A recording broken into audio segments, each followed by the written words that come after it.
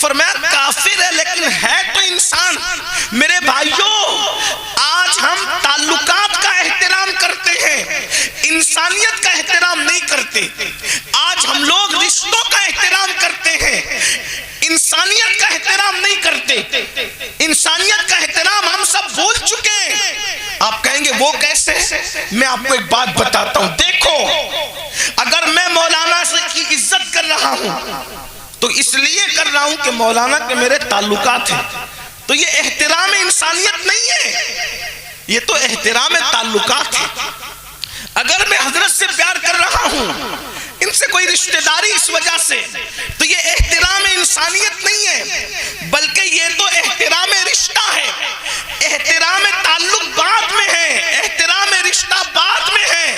اسلام پہلے صرف احترام انسانیت کی بات کرتا ہے اور محبت انسانیت کی بات کرتا ہے۔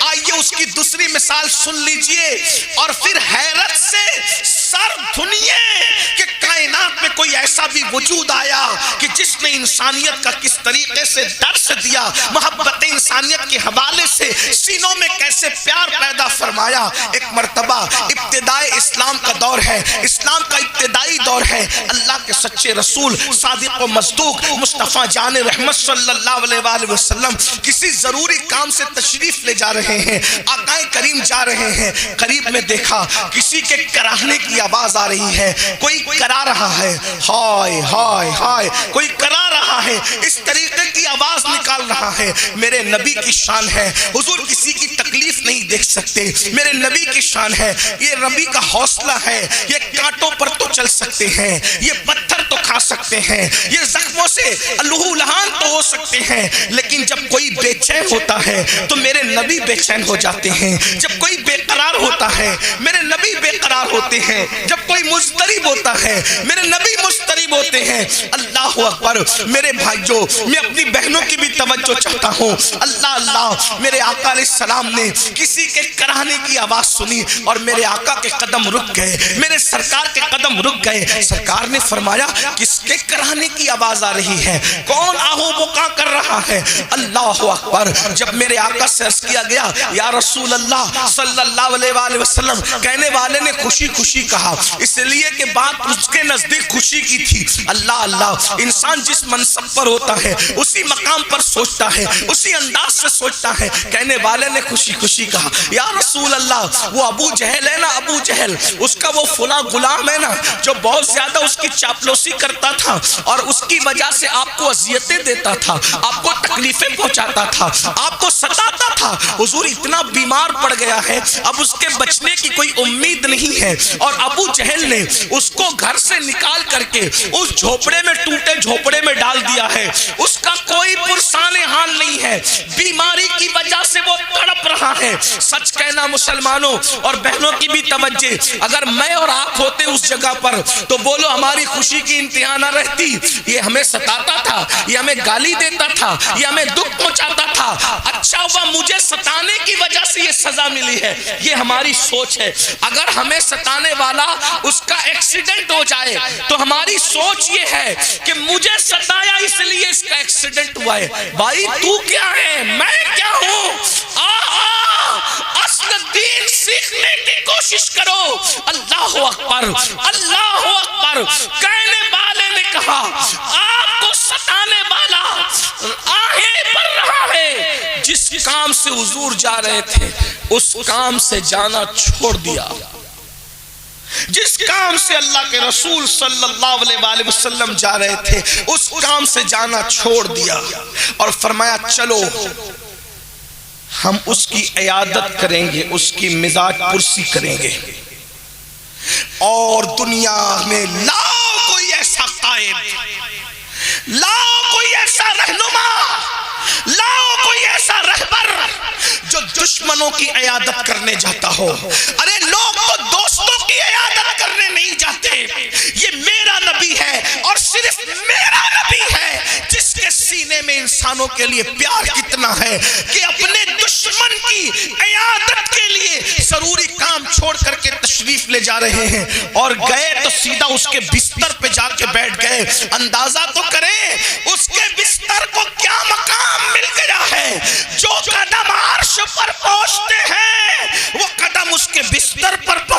ہیں اور قریب بیٹھ کر اس کے ماتھے پہ ہاتھ رکھتے ہیں اور ہاتھ رکھ کے کہتے ہیں کیسے ہو؟ اللہ اکبر، اے نام میں ان کے اتنا اثر، جی اٹھتے مردے بھی سن کر وہ حال اگر خود ہی پوچھے بیمار کا عالم کیا ہوگا۔ اللہ اکبر، سرکار نے پیشانی پہ ہاتھ رکھا اور ہاتھ رکھ کے کہا کیسے ہو؟ اس کو اللہ اکبر تڑپ رہا تھا اور تڑپ تڑپ کے کہتا تھا ہائے، جب تک میرے اندر طاقت تھی لوگ مجھ سے کام لیتے رہے، اب میرے اندر سے طاقت ختم ہو گئی تو لوگوں نے مجھے ضائع کر دیا۔ وہ تڑپ تڑپ کے کہتا لوگوں نے مجھے ضائع کر دیا، لوگوں نے مجھے ضائع کر دیا۔ جب جب وہ کہتا لوگوں نے مجھے ضائع کر دیا، آقا اس کی پیشانی پہ ہاتھ رکھ کے کہتے مگر محمد تو تیرے سرہانے موجود ہے، مگر محمد تو تیرے سرہانے موجود ہے، مگر محمد تو تیرے سرہانے موجود ہے۔ اور حضور کے سر پہ ہاتھ رکھنے سے اللہ نے اس کو راحت دے دی، اس کو آرام دے دیا، اس کو چین دے دیا۔ پھر حضور اٹھ کر کے جانے لگے تو صحابہ نے کہا یا رسول اللہ، اتنے اہم کام سے جا رہے تھے، وہ کام چھوڑ کر کے آپ اس بیمار کے پاس بیٹھ گئے۔ تو میرے نبی نے فرمایا، میرے آقا کا فرمان سنو، اے میرے صحابہ، رات بھر نفل پڑھنے سے بہتر ہے کہ چند لمحات کسی بیمار کے سرہانے بیٹھ جایا جائے۔ اللہ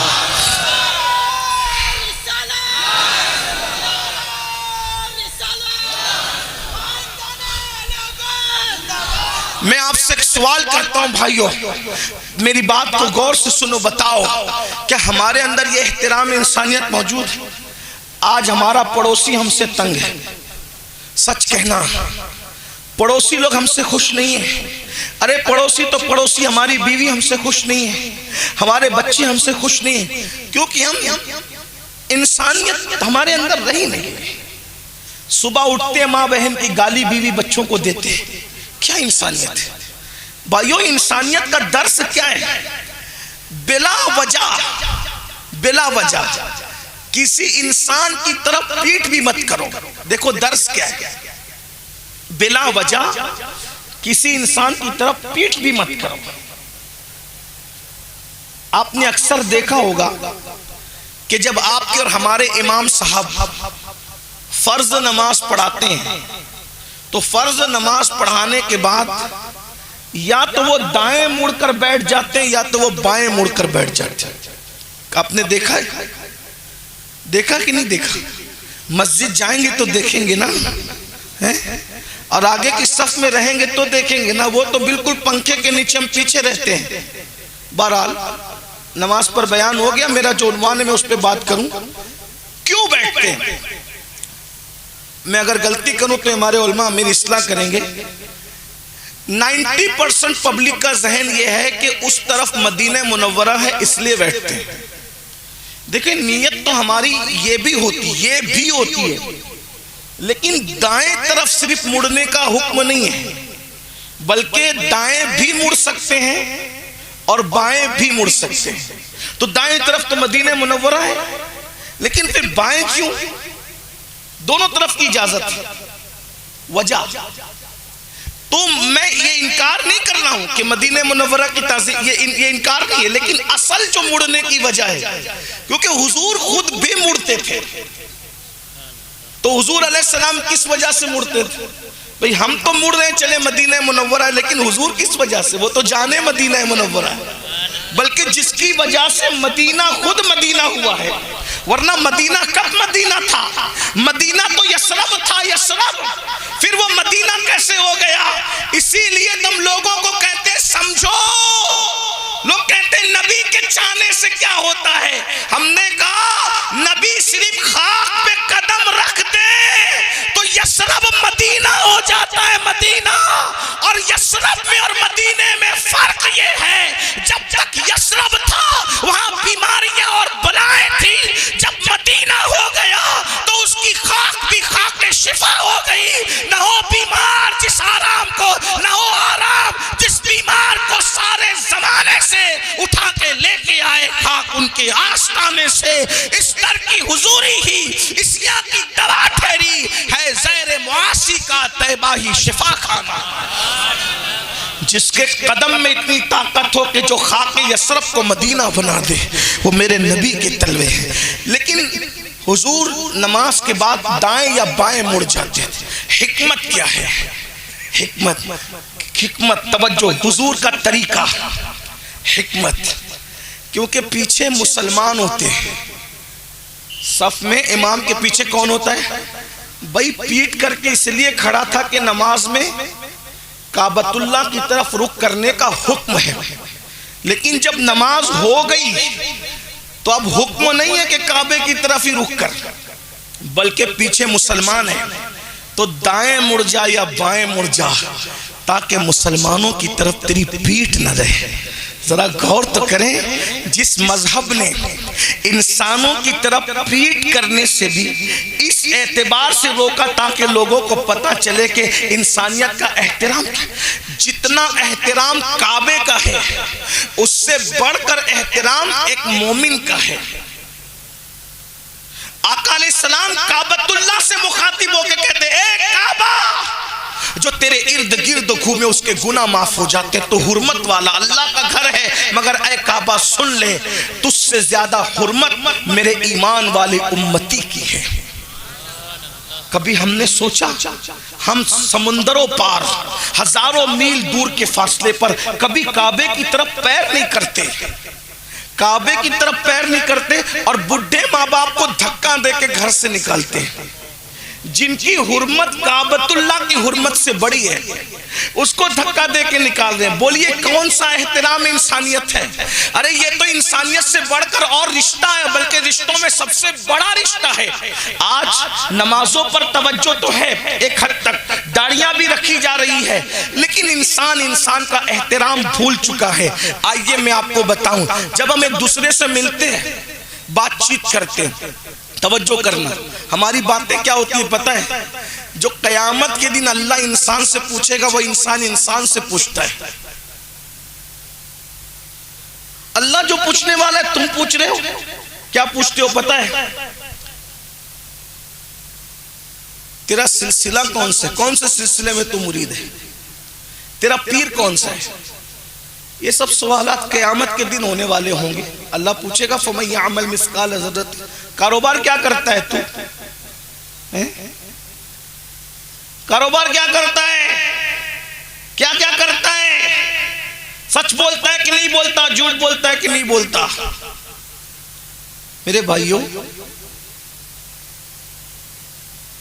جو سوالات اللہ نے پوچھنے ہیں وہ سوال انسان سے پوچھتا ہے۔ اس میں کیا ہو رہا ہے؟ جھگڑا۔ بھائی میں مرید کس کا ہوں یہ قیامت میں فیصلہ ہونا ہے۔ تو پٹھان ہے تو تو اصلی پٹھان ہے کہ نقلی پٹھان ہے، یہ نسب کا فیصلہ قیامت میں ہونا ہے۔ تو سید ہے تو اصلی ہے کہ بعد میں بنا ہے، یہ سب اللہ نے پوچھنے، آپ کو نہیں پوچھنا۔ انسان وہ سوال جو اللہ کرے گا اس کو نہیں کرنا۔ انسان کو کون سا سوال کرنا؟ جو انسان سے کر سکتا ہے۔ نفرتیں اس لیے بڑھ رہی ہے کہ جو سوال اللہ نے کرنا ہے وہ سوال بندہ کر رہا ہے۔ اگر انسان سے کرنے والا سوال کرے تو نفرتیں نہیں بڑھے گی بلکہ محبتیں بڑھے گی۔ انسان سے کیا سوال کر سکتا ہے؟ میرے بھائی تیرا چہرہ کیوں اترا ہوا ہے؟ تجھے بھوک تو نہیں لگی ہے؟ اگر تو بھوکا ہے تو چل میں تجھے اپنے گھر لے جا کر کے کھانا کھلا دوں۔ میرے بھائی تو ٹینشن میں دکھ رہا ہے، کہیں تیرے اوپر قرضہ تو نہیں ہے؟ چل میں تیرا قرضہ اتار دوں۔ میرے بھائی میں نے سنا ہے تیری بیٹی کی شادی ہے تو انتظام ہوا کہ نہیں؟ چل میں انتظام کر دوں۔ بھائیوں ہم نے انسان سے کرنے والے سوالات چھوڑ دیے، اور جو سوال اللہ قیامت کے دن کرے گا وہ ہم ایک دوسرے سے کرنے لگے۔ تیری برادری ہے تو اصلی ہے کہ نقلی ہے؟ بھائیوں یہ تو قیامت میں ہوگا۔ تو کرتا کیا؟ یہ قیامت میں ہوگا۔ تیری راتیں کیسے گزرتی؟ قیامت میں ہوگا۔ اللہ کے بندوں سے وہ مت پوچھو۔ ارے جج اگر مجرم سے کوئی سوال کرے، وہ سوال کوئی کسی انسان سے کرے تو کہتے اتنا بڑا ہو گیا تو تو جج والا سوال تو کر رہا ہے، تجھے حق نہیں۔ تو جب جج والے سوال کرنے کا تجھے حق نہیں ہے تو قادر و قیوم خدا جو قیامت میں سوال کرے گا وہ سوال کرنے کا تمہیں تمہیں حق کس نے دیا ہے؟ اللہ کے بندو انسانوں کی تعظیم سیکھو۔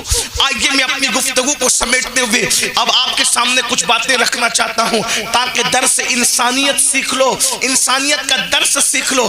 آج انسانیت سسک رہی ہے، محبت ناپید ہے۔ میرے بھائیوں، ہم نے نماز پر تقریریں سنی ہیں، میں نے بھی بہت کی، آپ نے میری بہت تقریریں سنی، روزے پہ تقریریں سنی ہوگی، اسی طریقے سے آپ نے نوافل کی فضیلت پر، تہجد پر، بہت سارے چیزوں پر۔ لیکن آئیے آج انسانیت کے ساتھ آج ہم ایک دوسرے کا دل توڑتے ہیں، خیال نہیں ہوتا، جھڑکتے ہیں خیال۔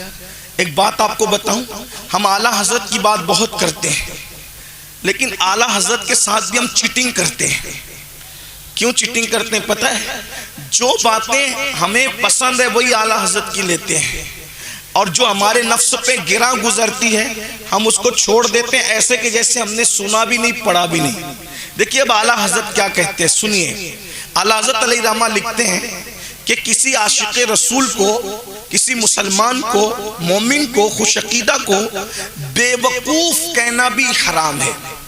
اب ذرا توجہ کریں، کیا کیا کہتے ہو یہ تم جانو، لیکن مسلک اعلیٰ حضرت کیا ہے وہ ذرا دیکھو۔ کسی خوش عقیدہ مسلمان کو بے وقوف کہنا بھی حرام ہے۔ اب بہت گہرائی سے اس کو سننا، کیونکہ یہ گفتگو سننے سے زیادہ سمجھنے سے تعلق رکھتی ہے۔ اور آپ لوگ کیا کیا کہہ جاتے ہو، ماں کی، بہن کی، اس کی، اس کی، پتہ نہیں کتنی گالیاں نکالتے۔ یہ مسلک میں تو بے وقوف کہنا بھی خوش عقیدہ مسلمان کو حرام پایا۔ لوگ کہتے ہیں اعلیٰ حضرت بڑے شدتی تھے، میں نے کہا جو شدتی ہوگا یہ بات کرے گا؟ وہ شدت ضرور کرتے تھے مگر ان کے لیے جن کے لیے قرآن نے حکم دیا، اور ان کا دل موم سے زیادہ نرم تھا ان کے لیے جن کے لیے قرآن نے کہا رحماء بینہم۔ مسلمانوں یہ درس اسلام سیکھ لو، 90% جھگڑوں کا خاتمہ ہو جائے گا۔ آج اپنی بیویوں کو مارنے لوگ، طلاق کی دھمکیاں دے رہے لوگ، 3 بچے ہونے کے بعد اپنی بیویوں کو لوگ طلاق دے رہے ہیں۔ ظالموں، کسی کا حسن، کسی کی جوانی سے مکمل لطف اندوز ہونے کے بعد، 3-4 بچوں کے بعد جب کسی عورت کو طلاق دو گے تو سوچو اس کی راتیں کتنی سسکیوں کے ساتھ نکلے گی، کس قدر کروٹیں بدل کر وہ راتیں گزارے گی۔ یاد رکھنا، اور اچھی طرح یہ جملہ یاد رکھنا، سید السادات مولا کائنات سیدنا علی مرتضیٰ کرم اللہ تعالی وجہہ الکریم نے فرمایا، اللہ کافروں کو تو مہلت دے دیتا ہے لیکن اللہ ظالموں کو مہلت نہیں دیتا۔ ظلم مت کرو۔ آج قوم کی بیٹیاں طلاق پاتی ہیں تو طلاق پانے کے بعد ان کو کون منہ لگائے گا، ان سے کون رشتہ کرے گا، ان سے کون نکاح کرے گا؟ میرے بھائیوں، 30-35 سال کی بچیاں جب کنواری بغیر رشتے کے گھروں میں بیٹھی ہوئی ہے تو یہ طلاق شدہ عورتوں کو کون اپنے ساتھ رکھے گا؟ اللہ اکبر۔ اور اس باپ کے دل سے پوچھ جس کی بیٹی طلاق پا کر کے باپ کے گھر آتی ہے، اس کے لیے کتنا پہاڑ والا غم ہوتا ہے۔ اللہ اکبر۔ اندازہ تو فرمائے یہ طلاق کی نحوست امت مسلمہ میں جڑ پکڑتی جا رہی ہے۔ بلا وجہ طلاق، گھر سے اجازت کے بغیر نکلی تو طلاق، سالن میں نمک زیادہ ہو گیا تو طلاق، اس پر طلاق۔ میرے بھائیوں سن لو، کسی پہ ظلم مت کرو۔ حدیث پاک کا مفہوم ہے اگر تم نے کسی چڑیا پہ بھی ظلم کیا ہوگا تو قیامت کے دن تمہارے اعمال حقارت کر دیے جائیں گے۔ جب چڑیا پہ کیا جانے والا ظلم انسان کو جہنم تک لے جاتا ہے تو جس نے ظلم کیا ہوگا اپنی بیویوں پر، آج سب سے زیادہ مظلوم طبقہ اگر مسلم معاشرے میں کوئی ہے تو اس کو عورت کہتے ہیں۔ عورت کھانا بھی بنائے، عورت پانی بھی بھرے، عورتیں کپڑے بھی دھلے، عورتیں بچوں کو بھی سنبھالے، عورتیں گھر کا سارا کام کاج کرے۔ اس کے بعد شوہر گھر میں آتے تو 80% شوہروں کا حال یہ ہے کہ وہ ایک منہ بیوی کو سیدھا دینے کے لیے تیار نہیں۔ 90% شوہروں کا حال یہ کہ گھر میں آتے تو سیدھا موبائل میں گھس جاتے ہیں، ٹی وی کا منہ پکڑ کے بیٹھ جاتے ہیں۔ کون دے گا اپنی بیویوں کو ٹائم؟ ہمارا مذہب تو یہ کہتا ہے اگر نفل نماز کی کثرت کرنے سے بیوی کا حق ضائع ہوتا ہے تو وہ نفل چھوڑ دو. نفل مصلی پہ پڑھنے سے بہتر ہے کہ بستر پر اپنی بیوی کا حق ادا کر. مگر یہ سب نہیں ہو رہا ہے کیونکہ ہم نے دین نہیں سیکھا. ہم نے دین چند چیزوں کو سمجھا: ٹوپی، داڑھی، نماز اور نان ویج کھانا. مجھے انکار نہیں ہے ان کی عظمتوں کا، ٹوپی کا، داڑھی کا، نماز کا مجھے انکار. آپ مجھے جانتے کہ میں اس کو بار بار ریپیٹ کرتا ہوں. لیکن سن لو، نمازیں بھی ضائع ہو جائے گی ان لوگوں کی جنہوں نے اپنی بیویوں پہ ظلم کیا. میرے آقا علیہ الصلوۃ والتسلیم فرماتے ہیں پہاڑوں جیسے اعمال لائیں گے لیکن بیوی کو گالی دی ہوگی، اس گالی کی وجہ سے اللہ ان کے اعمال کو ضائع کر دے گا. صرف ماں باپ کو ستانے پر عمل ضائع نہیں ہوتے، بیوی پہ ظلم سے بھی عمل ضائع ہوتے. آج تو بیویوں کو نوجوان چھوکرے سیریل اور فلم دیکھنے کی وجہ سے کیا سمجھ رہے؟ یوز کرو، چھوڑو. یہ تو ہاتھ کے لوگ کہتے ہیں بیوی تو ہاتھ کے رومال کی طرح. میں نے کہا ہمارے مذہب میں ہاتھ کے رومال کی طرح نہیں ہے. ہمارے مذہب میں نہ بیوی سر کا تاج ہے، سر کا تاج بھی نہیں ہے، پیر کی جوتی بھی نہیں ہے، ہاتھ کا رومال بھی نہیں ہے. میرے اللہ نے عورت کو بائیں پسلی سے، بائیں طرف کی پسلی سے جو دل کے قریب کی پسلی ہے اس سے پیدا کیا اور بتایا یہ دل کے قریب سے پیدا کی گئی ہے، یہ دل میں رکھنے کی چیز ہے، اس کو دل میں رکھو. اسی لیے تو میں لوگوں کو اکثر کہتا ہوں لوگ ہمیں کیا تانا دیتے ہیں بیویوں کے بارے میں. ہم جتنا پیار کرنا جانتے ہیں اتنا کوئی جان ہی نہیں سکتا. یہ تو سیریل اور فلمیں تم نے دکھائی تو چند لڑکے بگڑ گئے، ورنہ ہماری تاریخ ہے تاریخ کہ ہم نے بیوی کے رخسار کے اوپر تل دیکھا تو سمرقند اور بخارا جیسے شہر بسا دیے، اور جب بیوی مر گئی تو اس کی محبت میں تاج محل بنا دیا.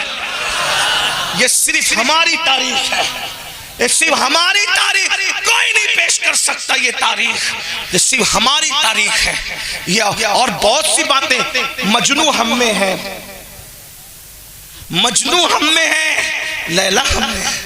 یہ داستان محبت کی انمٹ نقوش کبھی مٹ سکتے ہیں؟ نہیں مٹ سکتے. داستان ابراہیم و ہاجرہ ہم میں ہے، داستان ابراہیم و سارہ ہم میں ہے. یہ طویل داستان ہے لیکن اس کی طرف نہیں جاتا. عرض کیا کر رہا تھا، کسی خوش عقیدہ کو بے وقوف کہنا بھی حرام ہے. اب کیوں حرام ہے ذرا سوچو، توجہ کرنا. حرام کیوں ہے؟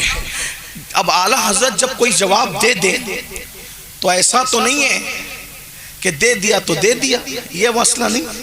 وہاں تو بڑے بڑے شاگرد بیٹھے، صدر الشریعہ جیسا، علامہ ظفر الدین جیسا، محدث اعظم کے چوچوی جیسا، علامہ حشمت علی خان شیربیش اہل سنت جیسا، بڑے بڑے علم کے پہاڑ لوگ. انہوں نے فوراً سوال کر دیا اعلیٰ حضرت سے، سرکار یہ بے وقوف اتنی چھوٹی سی چیز ہے، اس پر آپ کہہ رہے کہ حرام ہے. بھئی حرام کے لیے تو کوئی دلیل چاہیے نا، ایسے تھوڑی کوئی بھی چیز حرام ہو جاتی ہے. وہ علم والے لوگ تھے، کہنے لگے بے وقوف کسی خوش عقیدہ کو کہنا یہ حرام ہے آپ کہہ رہے ہیں، تو اتنی چھوٹی سی بات بے وقوف آدمی چلتے پھرتے کہہ دیتا یہ حرام کیسے ہے؟ تب امام کا جواب سنو. کہتے ہیں کیا تو نے حدیث نہیں سنی؟ من آذا مسلمن فقد آذانی ومن آذانی فقد آذا اللہ، کہ جس نے کسی مسلم کو اذیت دی اس نے مجھ محمد کو اذیت دی، اور جس نے مجھے اذیت دی اس نے اللہ کو اذیت دی. اور دوسرے مقام پر ہے جس نے اللہ کو اذیت دی اس کا ٹھکانہ جہنم ہے.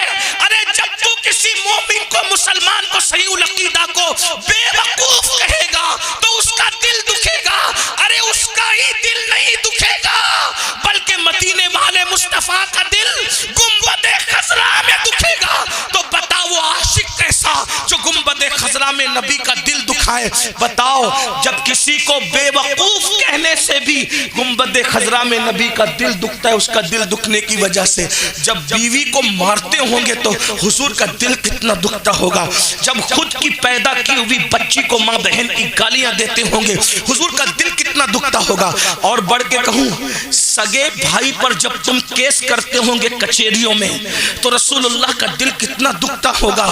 ہاں جب خود کے بھائیوں کی بیٹھ کر تم غیبت کرتے ہوں گے رسول اللہ کا دل کتنا دکھتا ہوگا. میرے بھائی, صرف نعت شریف میں 10 کی نوٹ لٹا کر نجات نہیں ہو جانی ہے. اللہ اکبر یاد رکھنا, صرف نعتوں پر سبحان اللہ کہہ کر بخشش نہیں ہو جانی ہے. حضرت امیر خسرو نے کہا تھا بہت کٹھن ہے ڈگر پن گھٹ کی, آسان نہیں ہے یہ. اللہ اکبر, یہ شہادت گئے الفت میں قدم رکھنا ہے. لوگ آسان سمجھتے ہیں مسلمان ہونا. بولو دل دکھا رہے ہو کہ نہیں دل دکھا رہے ہو؟ ان لوگوں کو مت دیکھو, یہ پبلک ہے پبلک, ان کو کچھ آتا نہیں آتا, لیکن ان کا دل دکھاتے ہو. یہ حضور کی امتی آقا فرماتے ہیں میرے مسلمان کا دل تو نے دکھایا گویا تو نے مجھ محمد کا دل دکھایا. ہم تو لوگوں کو حقیر جان رہے ہیں, ڈانٹ رہے ہیں, پیٹ رہے ہیں. ہمارے لیے سب کچھ پیسہ ہے, پیسہ.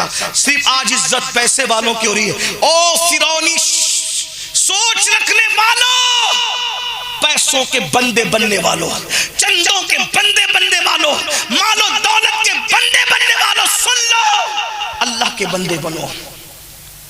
میرے نبی انسانوں کا کیا پیار کرتے, پاگل بھی آ جائے تو حضور نے کبھی اس کو نظر انداز نہیں کیا. کوئی غریب بھی آ جائے تو نظر انداز نہیں. انسانیت سیکھو, پہچان والا ہو یا نہ ہو. مجھے بہت اچھی بات یاد آئی, ایک بات آپ کو بتاؤں.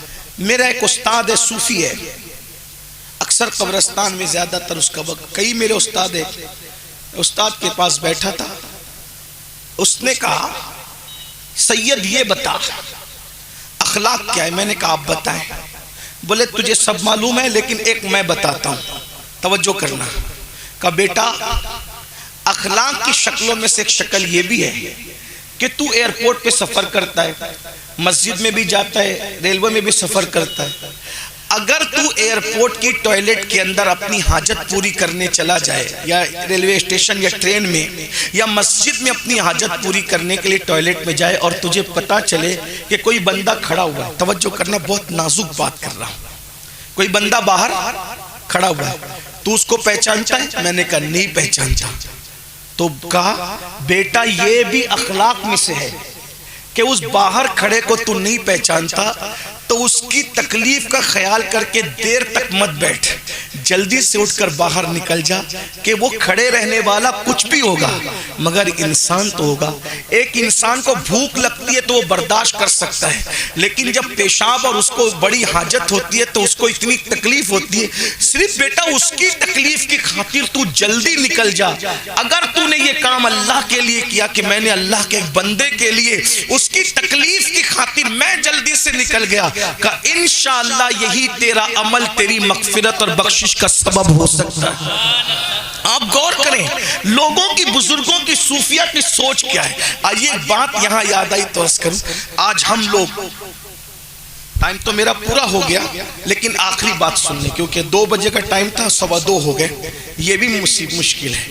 لوگ جو ٹائم دے اس سے زیادہ بیان کر کے لوگوں کو ستانا, یہ بھی اخلاق کے خلاف. ہاں یہ بھی, لیکن بات اگر اجازت دے تو آخری بات پڑھ دیتا ہوں. ٹائم زیادہ ہوا اس لیے میں اپنی بات پوری, اب تو آخری بات سن. آج کل ہم لوگ سوچتے رہے سب چلتا ہے, مولانا سب چلتا ہے, سب چلتا ہے, سب چلتا ہے, سب چلتا ہے. چلتے چلتے میں خود ہی چل گئے, دماغ بھی چل گیا اپنا. ایک مرتبہ ایسا ہوا کہ امام حسن البصری, دھیان سے سننا, امام حسن البصری سفر میں ہیں. حالت سفر میں امام حسن بصری کو ایک بہشتی نظر آتا ہے. بہشتی سمجھتے ہیں, پانی بیچنے والا. بہشتی نظر آتا ہے. وہ بہشتی کو دیکھا, وہ پانی بیچ رہا تھا, کہاں؟ جنگل میں.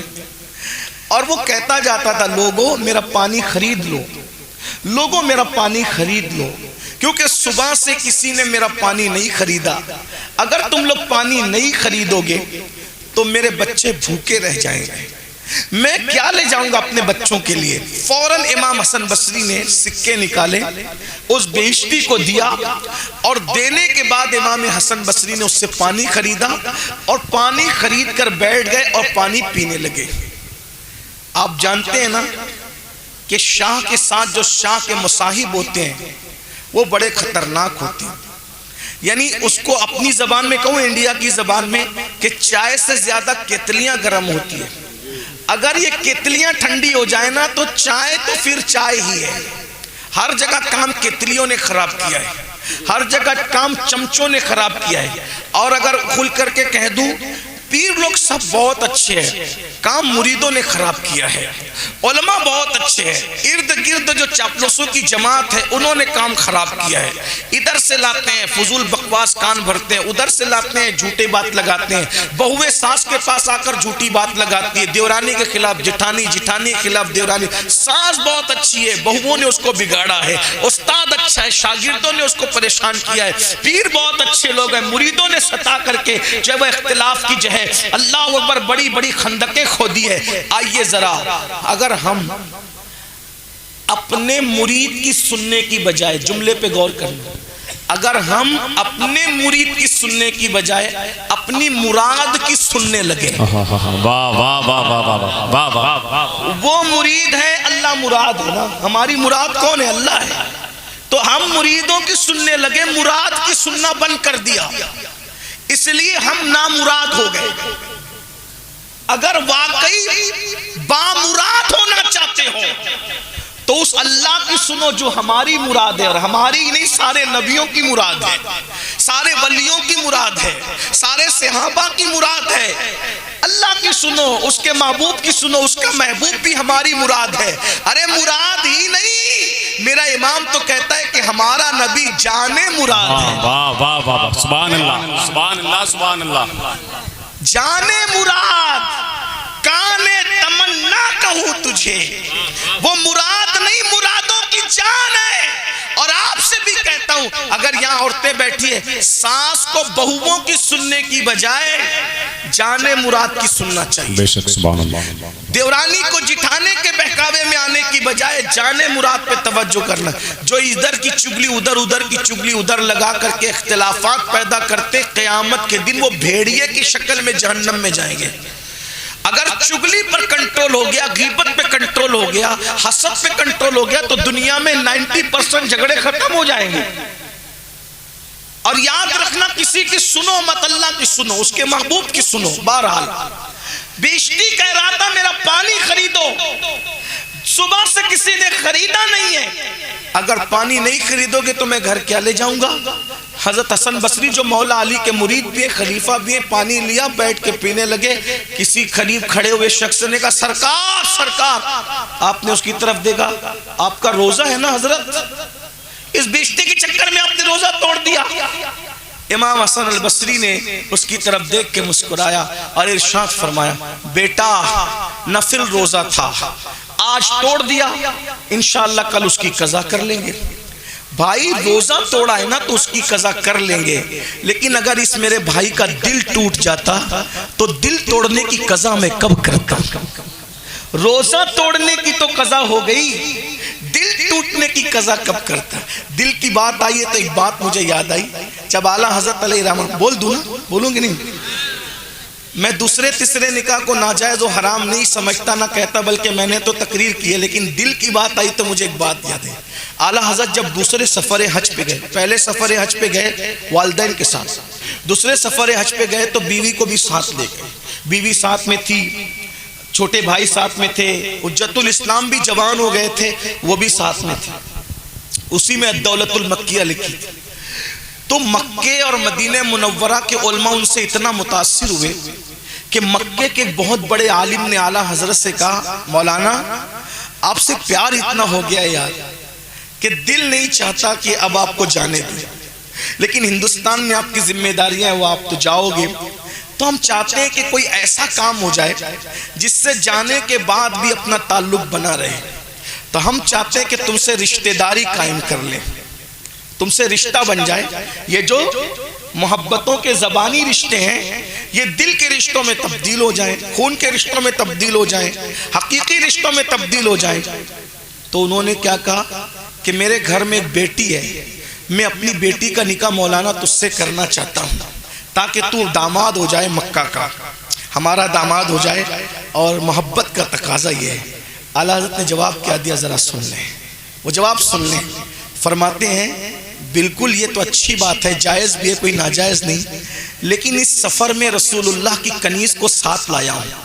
یہاں کنیز سے مراد ان کی بیوی ہے کہ رسول اللہ کی کنیز کو ساتھ لایا ہوں، اور سفر حج میں، سفر مدینہ میں اگر دوسرا نکاح کروں گا تو میری بیوی کا دل ٹوٹ جائے گا، اور اس کا دل ٹوٹے گا تو کہیں رسول اللہ کے دل کو تکلیف نہ پہنچ جائے، اس لیے دوسرا نکاح مکے کے عالم کی بیٹی کے ساتھ بھی کرنا نہیں چاہتا۔ اس وضاحت کے ساتھ کہ میں دوسرے تیسرے نکاح کو ناجائز و حرام نہیں کہہ رہا ہوں، میری اس پہ تقریریں ہیں، لیکن سوچ دیکھیں۔ اب میں یہاں ایک بات رکھتا ہوں اور اینڈ کرتا ہوں بات۔ جب اعلیٰ حضرت بیوی کے دل کے خیال سے کہ اس کا دل ٹوٹے گا تو کہیں حضور کا دل نہ دکھ جائے، بیوی کے دل کے خیال سے دوسری شادی نہیں کر رہے ہیں، تو اب مسلک اعلیٰ حضرت کا نعرہ لگانے والے میرے جوانوں، جب بیوی کی موجودگی میں دوسری شادی اس ڈر سے کہ کہیں دل نہ ٹوٹ جائے، جس کو بیوی کے دل کا اتنا خیال ہو، تو ہم لوگ کس مسلک پر اور کس فکر پر ہے؟ بیوی کے ہوتے ہوئے گلی میں کسی لڑکی سے حرام تعلق، محلے میں کسی بھابھی سے حرام تعلق، کسی کو تکنا، کسی کو دیکھنا، کسی کو اچکنا، اور اب تو ظالم یہاں تک پہنچے کہ زنا تک ہو رہے ہیں، شادی شدہ عورتوں سے بھی زنا ہو رہا ہے، پارکوں میں اس لیے جایا جا رہا ہے کہ زنا کریں، اللہ ماشاءاللہ پکنک پر اس لیے جا رہے ہیں کہ زنا کریں۔ ذرا سوچئے تو صحیح، کہاں وہ فکر کہ ایک حلال کام چھوڑ دیا کہ بیوی کا دل نہ دکھے،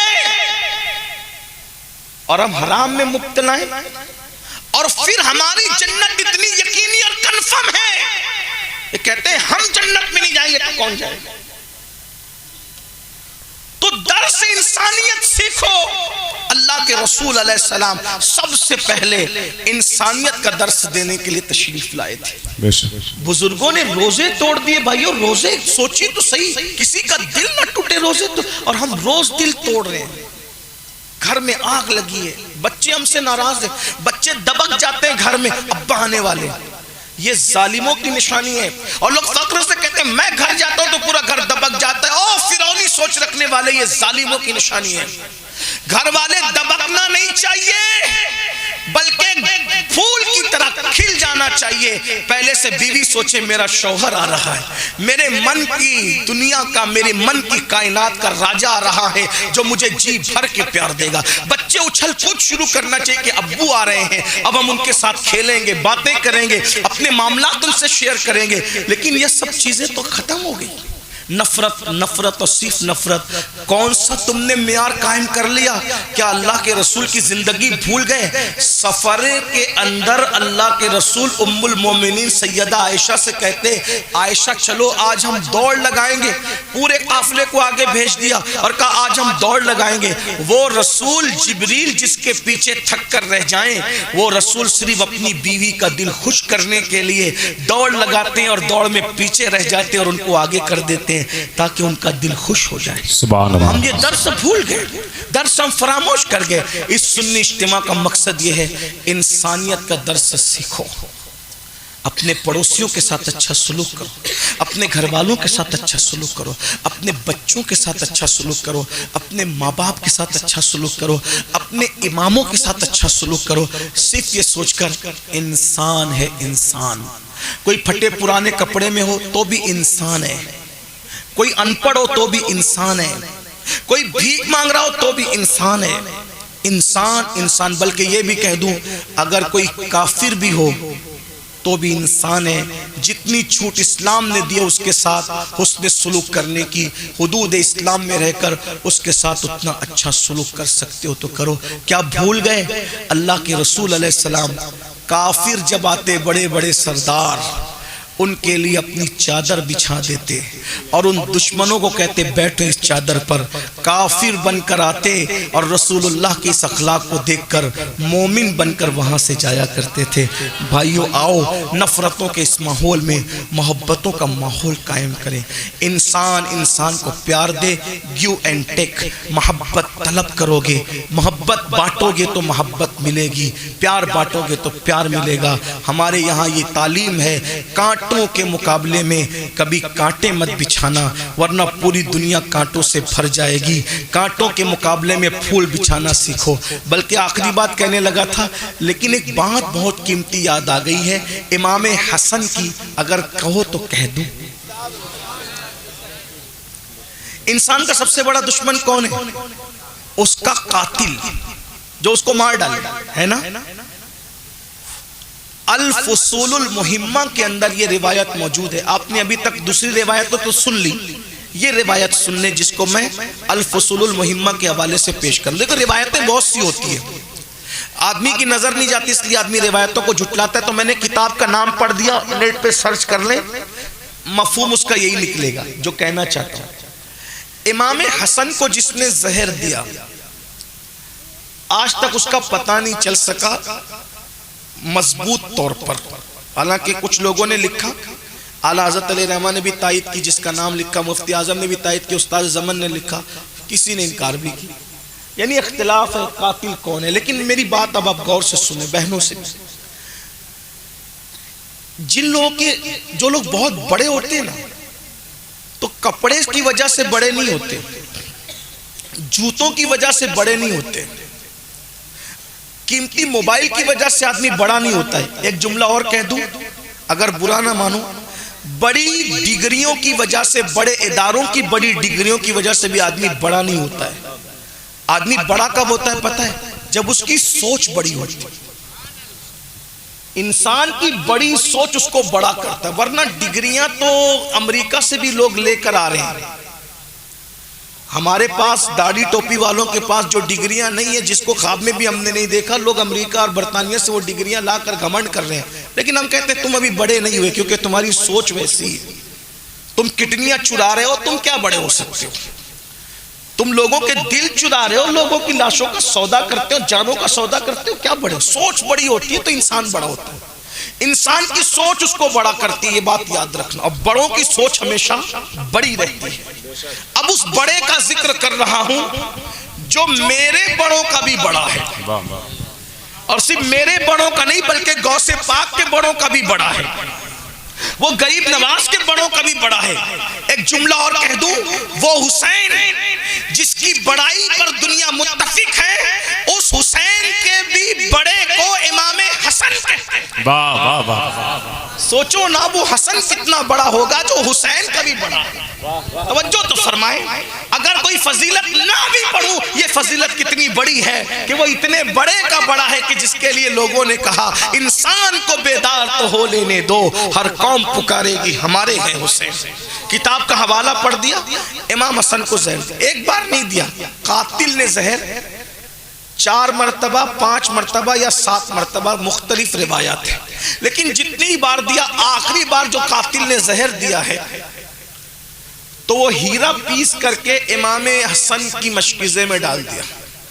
ہیرے میں ملا ہوا پانی یا پانی میں ملا ہوا ہیرے کی وہ پیسی ہوئی کنی جب آپ کے حلق میں اتری ہے, 40 دن تک امام حسن نے الٹیاں کی. 40 دن تک. اور جب الٹیاں کی ہے تو الٹی کے اندر آتے کٹ کٹ کے باہر آتی تھی. اللہ اللہ اللہ. میں سوچتا ہوں کہ دودھ پینے کے بعد جب ہمیں الٹی ہوتی ہے تو کلیجہ منہ کو آتا ہے, جب الٹی میں دودھ نکلتا ہے تو اتنی تکلیف ہوتی ہے. سیدہ کے لال کو کتنی تکلیف ہوتی ہوگی جب آتے کٹ کٹ کے نکلتی تھی. الٹی میں بھی آتے کٹ کے نکلتی تھی اور بیت الخلا میں بھی آتے کٹ کے نکلتی تھی. 40 دن تک سیدہ کا لال کٹی ہوئی آتوں کی الٹی کرتا رہا اور کٹی ہوئی آتوں کو بیت الخلا میں نکالتا رہا. اور اس کا درد کیا تھا؟ کہنے والے کہتے ہیں کہ امام حسن کا چہرہ ہرا ہو گیا. اللہ اللہ. ہرا چہرہ ہو گیا. بہت تکلیف تھی. اس کو سمجھ سکتے ہیں تکلیف کس کو کہتے ہیں؟ دودھ کی الٹی میں اتنی تکلیف ہو جائے. اگر سالن روٹی کھاؤ تو اس کی الٹی ہو تو کتنی تکلیف ہو جائے. الٹی کرنے والے لوگ جانتے ہیں کتنی تکلیف ہوتی ہے. آتے کٹ کے نکلنا اور وہ بھی پورا وہ ہیرے سے آتے کٹ جانا. لعنت ہو قاتلان حسن پر. جو بھی قاتل ہے اللہ اس پہ لعنت کرے, اس کو وہ سزا دے جس کا وہ مستحق ہو. امام حسن کے پاس امام حسین اور بہت تکلیف میں تھے. امام حسن نے کہا بھیا کون قاتل ہے بتا دو. سن لو بڑے کون ہوتے. بھیا قاتل کون ہے بتا دو. فرمایا کیا کرو گے. میں اس کو قتل کروں گا. کیوں؟ کیونکہ نبی نے اپنا صبر امام حسن کو دیا اور اپنی بہادری اور شجاعت امام حسین کو دیا. اسی لیے صبر میں نبی کی اولاد میں امام حسن جیسا کوئی نہیں ہے اور بہادری میں نبی کی اولاد میں امام حسین جیسا کوئی نہیں. بہادر آدمی تھے. بہادری میں کہا میں قتل کروں گا کیونکہ اللہ کا حکم ہے قاتل کو قتل کیا جائے. فرمایا نام بتاؤ. امام حسن کہتے ہیں نام جانتا ہوں بھائی. ایک روایت تو یہ ہے کہ اس پر بات ہی نہیں ہوئی, نام نہیں بتایا, لیکن فصول المہمہ کی بات, کیونکہ روایت بہت ہوتی ہے. علم بغیر کنارے کا سمندر ہے, اللہ جس کو جو جہاں تک پہنچا دے. اب راوی نے کہا تک اس میں انصاف کیا, لیکن بات بہت بڑی ہے جو کہنے جا رہا ہوں. فرمایا مجھے نام معلوم ہے کہ کس نے قتل کیا ہے, لیکن بھائی بتاؤں گا نہیں. توجہ کرنا. کاش ہم ان بزرگوں کو پڑھتے, ان کے نقش قدم پہ چلتے. مجھے نام معلوم ہے, جانتا ہوں میرے قاتل کو. قاتل کو نہیں جانوں گا تو کس کو جانوں گا, لیکن بتاؤں گا نہیں. کیوں نہیں بتائیں گے؟ جواب سنیں. کیوں نہیں بتائیں گے؟ کہا بھیا میرے بھائی حسین, میرے نانا مصطفیٰ جان رحمت نے پوری زندگی کبھی کسی کی غیبت نہیں کی. میرے ابا مولا علی نے بھی کبھی کسی کی غیبت نہیں کی. میری اماں سیدہ فاطمہ نے بھی کبھی کسی کی غیبت نہیں کی. اب میں قاتل کا نام بتا دوں تو مجھے ڈر لگتا ہے کہ کہیں غیبت نہ ہو جائے اور غیبت کرنے والوں میں میرا شمار نہ ہو جائے, اس لیے میں قاتل کا نام تمہیں نہیں بتاؤں گا. یہ بات اب سنو, اور اس سے بڑی بات فرمایا حسین آپ قاتل کا نام پوچھتے ہیں, میں تو یہ تمنا لے کر بیٹھا ہوں کہ کاش قیامت کے دن قاتل کا فیصلہ اللہ میرے حوالے کر دے, کہ اللہ اگر مجھے کہہ دے کہ حسن تیرے قاتل کا فیصلہ میں نہیں کروں گا بلکہ تو کرے گا, تو امام حسن کہتے ہیں پتہ ہے بھائی حسین میں کیا فیصلہ کروں گا قیامت میں. امام حسین نے کہا کیا فیصلہ کریں گے؟ کہا اگر اللہ نے مجھے فیصلہ کرنے کی اجازت دے دی. حالانکہ ایسا ہوگا نہیں, لیکن جذبات دیکھیں, بڑوں کی سوچ دیکھیں. فیصلہ تو اللہ ہی نے کرنا ہے, مگر جن کے رتبے ہیں سوا ان کو سوا مشکل ہے. فرمایا میرے بھائی حسین اگر میرے قاتل کے لیے اللہ نے مجھے اجازت دی کہ فیصلہ حسن تم کرو گے تو کہا دنیا دیکھے گی کہ میں اس کا ہاتھ پکڑ کر اس کو اپنے ساتھ جنت میں لے کر کے چلا جاؤں. اللہ واہ واہ واہ.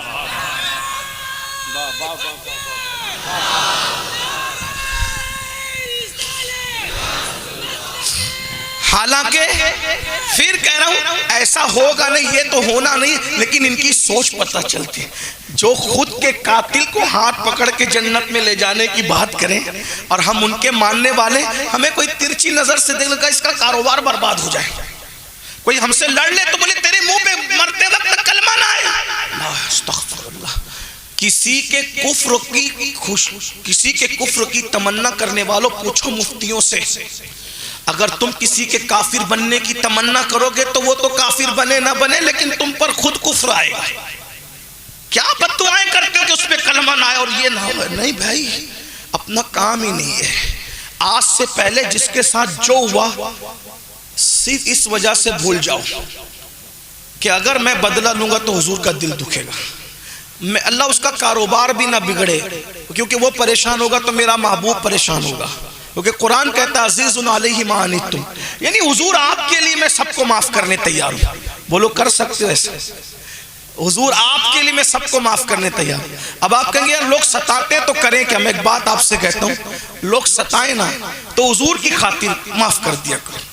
یا رسول اللہ اگر میں اس کو ماروں گا، گالی دوں گا، پھر اس کو بھی تکلیف ہوگی، اس کا برا چاہوں گا کہ اس کا کاروبار بند ہو جائے، اس کا بیماری آ جائے تو آپ کو تکلیف ہوگی. تو آپ دیکھیے بچپنے میں ہم یہ سنتے تھے کہ اگر سکہ گٹر میں گر جائے تو بولو سکے کے لیے گٹر میں ہاتھ ڈالتے تھے کہ نہیں ڈالتے تھے کہ بھئی چلو سکے کے لیے گندگی میں. تو جب سکے کی خاطر اتنی بڑی گندگی آدمی گوارا کر لیتا ہے تو جانے مراد محمد الرسول اللہ کے لیے یہ امت کی ستانے کو اور اس کے غم کو کیوں نہیں گوارا کر سکتا انسان؟ تو اس لیے سب کو معاف کرو، معاف کرنے والے بنو حضور کی خوشی کے لیے، اور سوچو کہ میری وجہ سے حضور کو اذیت نہ پہنچے. اب رہی بات، بس ایک آخری جو بات اب آخری پہ آخری ہو رہی ہے اور ٹائم زیادہ ہو رہا ہے. اگر کوئی ستائے تو خاموش ہو جاؤ. کیا ہو جاؤ؟ خاموش. وجہ اس کا برا مت چاہو. کچھ لوگ کہتے ہیں قیامت میں پکڑیں گے. میں کہتا ہوں کیوں قیامت میں پکڑیں گے؟ قیامت میں اللہ رسول کا دیدار کریں گے کہ اس کے پیچھے گھومیں گے؟ چھوڑ یار، جسے دنیا میں نہیں دیکھنا اسے قیامت میں کیا پکڑ؟ چھوڑ دو، اللہ اس کو بھی معاف کرے مجھے بھی معاف کرے.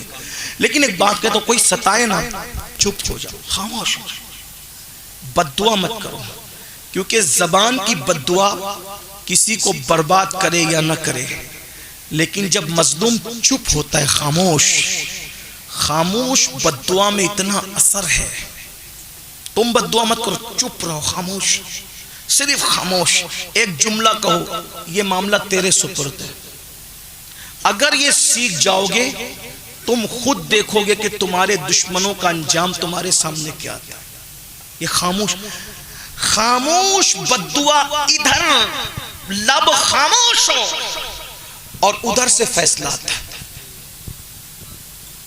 مصیبتوں میں خاموش رہنا سیکھو، کسی پہ ظلم مت کرو، اور کوئی ظلم کرے چپ رہنا سیکھ جاؤ.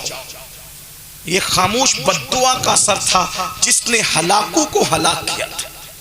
ہلاکو کو بادشاہوں کی تلوار ہلاک نہ کر سکی، خاموش بد دعا نے ہلاک کیا تھا. جانتے ہو ہلاکو مسلمانوں کو کھڑا کر کے کھیلتا تھا، سب کو قطار میں کھڑا کر کے گھوڑا دوڑاتے آتا تھا، کٹ کٹ کٹ کٹ ساری تلواریں چلا کر کے ایک ساتھ سب کے سر اڑاتا تھا. کہتے ہیں کہ ہلاکو ایک دن ایسے سروں سے کھیل رہا تھا، قتل کر رہا تھا. ایک بڑے میاں تھے، بڈھا، بڑے میاں بابا. وہ بڑا میاں پہلی صف میں کھڑا تھا. جیسے ہی ہلاکو گھوڑا دوڑاتے ہوئے آیا اور سب کو کاٹنے لگا، فوری طور پر وہ بڑے میاں پچھلی صف میں دوسری صف میں چلے گئے. پھر ہلاکو دوسری صف میں آیا، دیکھ لیا کہ بڈھا بڑا ہوشیار ہے، دوسری صف میں کاٹتے کاٹتے آئے. بڑے میاں تیسری صف میں چلے. تیسری چوتھی صف، آخر تو کوئی صف ہو سکتی تھی نا، آخری صف سے بھی بڑے میاں پیچھے ہٹ گئے. ہلاکو نے یہ سب کرنے دیا کہ اس سے بھرپور کھیلوں گا اس بڈھے سے. اب آخری میں وہ بڑے میاں بچے تھے. ہلاکو کے ہاتھ میں ایک پھل تھا، وہ اس کو ایسے اچھالتا تھا اور یوں اس کو اپنے ہاتھ میں سنبھالتا تھا، اور وہ گھوڑے پر تلوار بھی چلا رہا تھا، ایک ہاتھ سے کھیل بھی رہا تھا. بڑا بہادر کہتے ہیں لوگ اس کو، بڑا جنگجو تھا. جب اس بڈھے کو ہلاکو نے کہا صفوں سے پیچھے گیا نا، اب کون سی صف ہے اور بتا تجھے کون بچائے گا؟ بڈھے نے کوئی جواب نہیں دیا. بڑے میاں نے، اس نے صرف آنکھ سے ایسے دیکھا.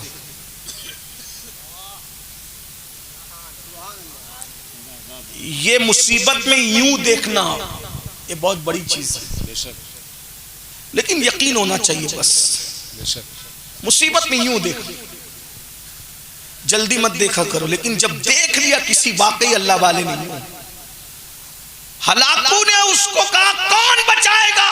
خاموش، یوں دیکھا. بس یوں دیکھنا تھا. ہلاکو نے تلوار اٹھائی گردن اڑانے کے لیے، ادھر تلوار اٹھائی ادھر پھل لہرایا. جیسے ہی پھل لہرایا تو پھل اس کے اندازے سے کچھ دور ہوا. جیسے ہی پکڑنے کے لیے یوں بڑھا، اس کا بیلنس بگڑا، اور بیلنس بگڑا تو رکاب میں پیر پھنسا، اور پیر پھنسا تو گھوڑا لگام کھچی، زور سے دوڑا، اور زور سے دوڑا تو جو لوگوں کے سروں سے کھیل رہا تھا، اس کا سر زمین پہ ٹکرانے لگا اور وہ وقت آیا کہ لوگوں نے اپنے سامنے ہلاکوں کو اس طرح مرتے دیکھا ظلم کی وجہ سے۔ لیکن وہ کون سا ہتھیار تھا جس نے ہلاکوں کو ہلاک کیا؟ اس کو خاموش بد دعا کہتے ہیں۔